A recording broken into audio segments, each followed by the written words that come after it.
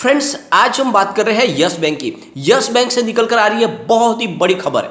ये खबर एक तरह से यस बैंक के शेयर होल्डर के लिए एक बहुत बड़ी संजीवनी का काम करने वाली है। जिस तरह से यस बैंक ने लगातार अपने एनपीए को रिकवर करने के लिए नए नए प्लान आजमाए हैं, उसी तरह से यस बैंक एक बड़ा अब निर्णय लेने जा रही है। Yes bank Anil Ambani group की कंपनी रिलायंस कैपिटल को अपने नाम पे करने जा रहे हैं। और जैसे कि हमने ऑलरेडी डिस्कस किया था, रिलायंस कैपिटल को अपने में मिलाने का मतलब यह है कि बहुत सारा कारोबार बढ़ सकता है।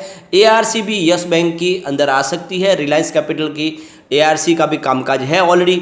तो एक बहुत बड़ी खबर निकल के आ रही है। और जो फाइनल रिजोल्यूशन प्लान जो है रिलायंस कैपिटल का, उसमें लीडर की लिस्ट जो है उसमें यस बैंक का भी नाम शामिल है और वो भी सबसे ऊपर है। इसका मतलब आने वाले समय में यस बैंक रिलायंस कैपिटल के ऊपर कब्जा कर सकती है और यहाँ पे उनका एक बड़ा एनपीए रिकवर भी हो सकता है। तो बहुत सारी पॉजिटिव बातें जिसको एक एक करके डिस्कस करेंगे। साथ में एक बड़ी अपडेट और निकल के आ रही है यस बैंक से, उसको भी डिस्कस करेंगे। और आज काफ़ी बड़े फंड हाउस ने बड़ी खरीदारी भी की है, उसके आंकड़े भी हम देखेंगे। और ये सारी बातें जो जान के हमें पता चलेगा कि वाकई में यस बैंक मजबूत है। आज आप देखोगे तो बैंकिंग शेयरों में इतनी तेजी नहीं थी, उसके बावजूद भी यस बैंक के अंदर हमें बड़ी तेजी देखने को मिली। इसके पीछे वजह है बड़े फंड हाउस की बड़ी खरीदारी। तो इन सारी बातों को जानेंगे इस वीडियो के माध्यम से, और क्या आने वाले समय में वाकई में यस बैंक हमारे निवेश को कई गुना बढ़ा सकता है। लेकिन फ्रेंड, उससे पहले अगर आप पहली बार हमारे चैनल पे आए तो चैनल को सब्सक्राइब कर दीजिए, एक बेल आइकॉन दबा दीजिए ताकि जब भी नया वीडियो बने पहला नोटिफिकेशन आपको मिले। वीडियो पसंद आए तो लाइक शेयर जरूर कीजिए। चलो फ्रेंड, वीडियो स्टार्ट करते हैं। मैं हूँ आपका दोस्त एसबी दवे और हमारे अपने चैनल ऑनलाइन कमाई में आपका बहुत बहुत स्वागत है। सबसे पहले कारोबार को डिस्कस कर लेते हैं। स्टॉक ओपन हुआ 13.80 पर, लो बना 13.70 का, हाई है 14.15 का और अंत में 13.90 पर क्लोजिंग रही, जहाँ पे 1.09% की हमें तेजी देखने को मिली। यहाँ पे अगर आप पिछले एक महीने की इसकी परफॉर्मेंस को देखोगे तो स्टॉक काफ़ी नीचे तक था, लगभग 12 रुपीज़ के आसपास था, लेकिन वहाँ से दौड़ते हुए लगभग 16 तक चला गया था। फिलहाल अब 14 के आसपास है, तो काफ़ी अप डाउन देखने को मिला। अब इसके वॉल्यूम को अगर हम देखें तो बीएसई में 1,25,43,000 का वॉल्यूम हुआ, सामने 84,45,000 की डिलीवरी उठाई गई है। डिलीवरी का परसेंटेज 67.33% है, तो बहुत ही शानदार डिलीवरी बेस्ड काम हुआ है आज बीएसई में। एनएससी की अगर बात करें तो 6,86,49,000 का वॉल्यूम हुआ, सामने 2,55,50,000 की डिलीवरी उठाएगी। डिलीवरी का परसेंटेज 37.22% है, तो दोनों एक्सचेंज में भारी क्वांटिटी में कामकाज हुआ। वॉल्यूम का एनालिस करें तो पिछले एक महीने पहले इसका 21 करोड़ रुपीज़ का वॉल्यूम था, 1 वीक पहले 10 करोड़ रुपीज़ का वॉल्यूम हुआ था, कल 9 करोड़ रुपीज़ का वॉल्यूम था, आज भी 9 करोड़ रुपये का वॉल्यूम हुआ है। अच्छे वॉल्यूम के साथ में काम हुआ। सबसे अच्छी बात है कि लगभग वॉल्यूम स्टेबल हो चुका है। यहाँ पे अगर आज देखें तो बाजार में बड़ी गिरावट के बाद आज थोड़ी सी बाजार ने संभाल लिया अपने आप को और पॉजिटिव क्लोजिंग रही है। निफ्टी 50 की बात करें तो 17,149 पर क्लोजिंग रही, जहाँ पे 1.12% की हमें तेजी देखने को मिली। निफ्टी बैंक की बात करें तो 36,355 पर हमें क्लोजिंग देखने को मिली, जहाँ पे 0.04% की मामूली सी तेजी, यानी यूँ कहें कि कहने के लिए ग्रीन था। बाकी निफ्टी बैंक में आज तेजी नहीं थी। निफ्टी पीएसयू बैंक में तो गिरावट थी, यानी 2818 पर 0.05% की मामूली सी गिरावट। और निफ्टी प्राइवेट बैंक में देखें तो 18,392 के स्तर पर 0.09% की मामूली सी तेजी। लेकिन उसके बावजूद भी आप देखोगे तो यस बैंक में शानदार 1% से ऊपर की तेजी बनी है। तो ये अकेले यस बैंक में थी और उसके पीछे वजह थी कि बड़े फंड हाउस ने अच्छी खासी खरीदारी की है। और एक बहुत बड़ी पॉजिटिव खबर निकल के आ रही है। रिलायंस कैपिटल, जैसे कि आपको पता है, ये कंपनी ऑलरेडी एनसीएलटी के तहत उसके ऊपर कार्रवाई चल रही है, बैंक्रप्सी के तहत। अब यहाँ पे उसकी नीलामी होगी, तो बहुत सारे बीडर हैं जिन्होंने इसमें बोली लगाई है। अब फाइनल लिस्ट आ चुकी है और इस फाइनल लिस्ट में 54 बीडर्स है, जिसमें सबसे ऊपर है अदानी फिनसर्व्स, उसके बाद है ब्रुकफील्ड कैपिटल और जो तीसरा नाम निकल के आ रहा है वो है यस बैंक। अब यस बैंक भी अपनी बोली लगा चुका है और फाइनल बीडर की लिस्ट में वो आ चुका है। इसके बाद में है इंडसइंड इंटरनेशनल होल्डिंग्स, फिर पिरामिड ग्रुप है। तो इस तरह से ये बड़े ग्रुप है और बाकी बहुत सारे ऐसे ऐसे कंपनियां छोटी है जो रिलायंस कैपिटल को लेना चाहते हैं। अब आप देखोगे तो रिलायंस कैपिटल को लेने का यस बैंक को क्या फ़ायदा है। रिलायंस कैपिटल की ऑलरेडी एआरसी है, उसकी एक सब्सिडियरी कंपनी एआरसी की भी है रिलायंस कंपनी की।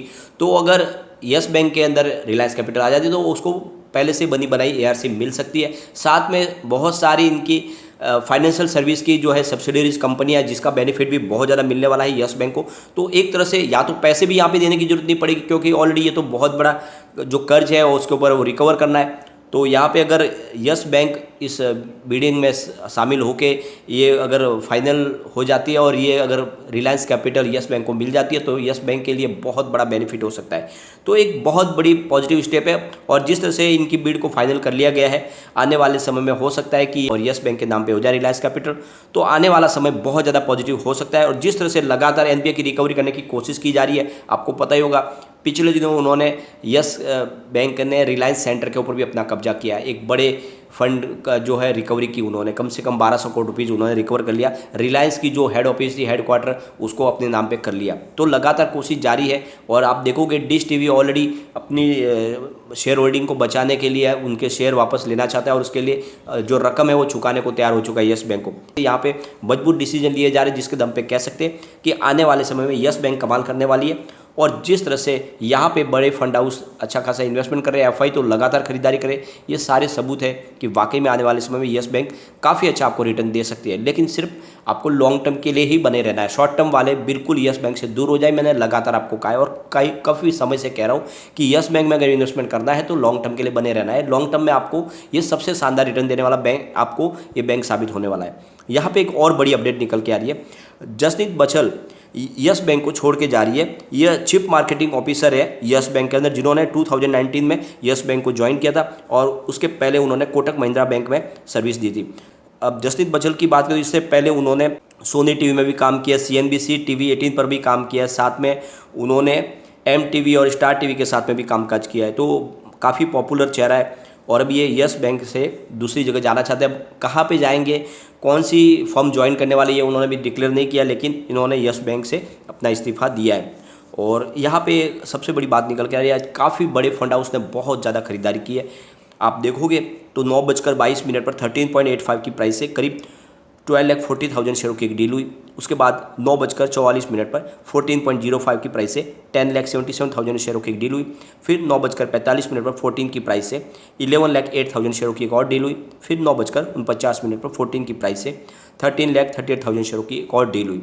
फिर आप देखोगे तो 12:27 पर 13.94 की प्राइस से 35 लाख शेयरों की बहुत ही बड़ी बम्पर डील हुई और ये खरीदारी है। अगर ये बिकवाली होती इतनी बड़ी तो यहाँ पे बहुत बड़ी गिरावट हो जाती, लेकिन जिस तरह से आज पॉजिटिव माहौल यस बैंक बना, इससे तो बात समझ में आ रही है कि ये 35 लाख शेयरों की किसी ने खरीदारी की और ये बड़ी खरीदारी है। आप समझ लो ये एफआई की तरफ से ही खरीदारी हो सकती है या बड़े फंड हाउस की खरीदारी, किसी ने भी लेकिन बड़ी खरीदारी की है। और ये एक बहुत बड़ा सबूत है कि वाकई में आने वाले समय में यस बैंक में हमें बड़ी तेज़ी देखने को मिल सकती है। जिस तरह से चुपके से बड़े फंड हाउस बहुत बड़ी खरीदारी कर रहे हैं और रिटेल इन्वेस्टर को यहाँ पे बेवकूफ़ बनाया जा रहा है। अब आप देखोगे तो 1:13 पर इन्होंने फिर से 13.90 की प्राइस से आप देखोगे तो 18,18,000 शेयरों की एक और बड़ी डील हुई और फिर 1:51 पर 13.85 की प्राइस से 12,26,000 शेयरों की एक और डील हुई। तो इस तरह से बड़ी बड़ी डील तो काफ़ी हुई है, लेकिन ये कुछ बड़ी डील है जो हम डिस्कस करें जिससे एक बात समझ में आए कि वाकई में बड़े फंड हाउस काफ़ी अच्छी खरीदारी करें।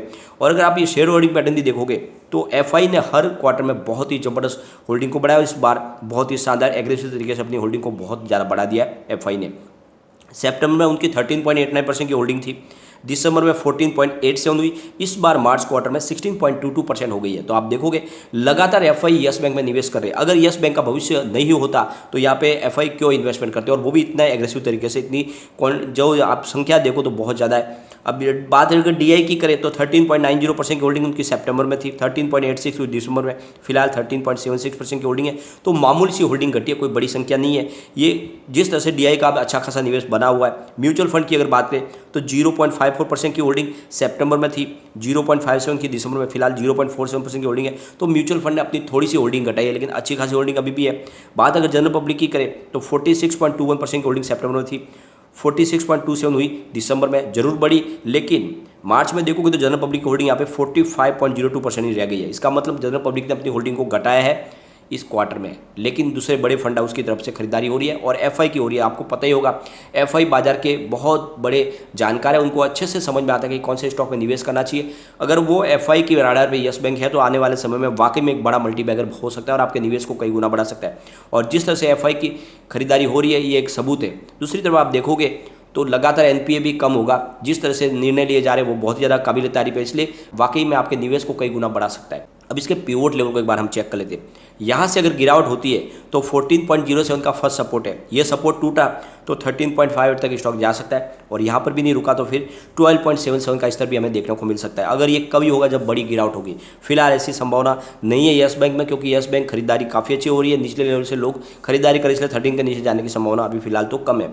लेकिन पॉजिटिव माहौल बना तो 15.37 का फर्स्ट रेजिस्टेंस है, इसको ब्रेक करते ही 16.18 की प्राइस हमें देखने को मिल सकती है और यहाँ तक स्टॉक पहुँच गया तो फिर 16.67 तक भी जा सकता है, यानी बिल्कुल 17 तक जाने को तैयार है। लेकिन जल्द ही यहाँ पे आपको तेज़ी देखने को मिलेगी और ये मौका जब खरीदारी करे, जिस तरह से अगर रिलायंस कैपिटल इनके नाम पे हो जाती है, ये नीलामी जीत लेते हैं तो इनके लिए बहुत सारा बेनिफिट मिलने वाला है। लॉन्ग टर्म के लिए बने रहे, लॉन्ग टर्म का मतलब ये है कि कम से कम 3 साल के लिए आपको यस बैंक के शेयरों में अपने शेयर अमाउंट को रोक के रखना, तभी ये एक लॉन्ग टर्म की इस पीरियड होगी। आप चाहे कि 6 महीने 12 महीने में कमाएंगे तो यस बैंक में मुझे नहीं लगता कि आपको अच्छी प्रॉफिट मिल पाएगी, लेकिन अगर आप 3 साल के लिए यस बैंक को होल्ड करके रखते हो तो ये आराम से 100 को क्रॉस करने की संभावना रखता है। आने वाले समय में ये आपको रिटर्न अच्छा दे सकता है। लेकिन फ्रेंड, कोई भी इन्वेस्टमेंट करने से पहले अपने फाइनेंशियल एडवाइजर से एडवाइस ले ले या अपना खुद का रिसर्च करें, क्योंकि मैंने वीडियो आपके एजुकेशनल पर्पज के लिए ही बनाया। वीडियो पसंद आए तो लाइक शेयर जरूर कीजिए और चैनल को सब्सक्राइब कर दीजिए। Thank you.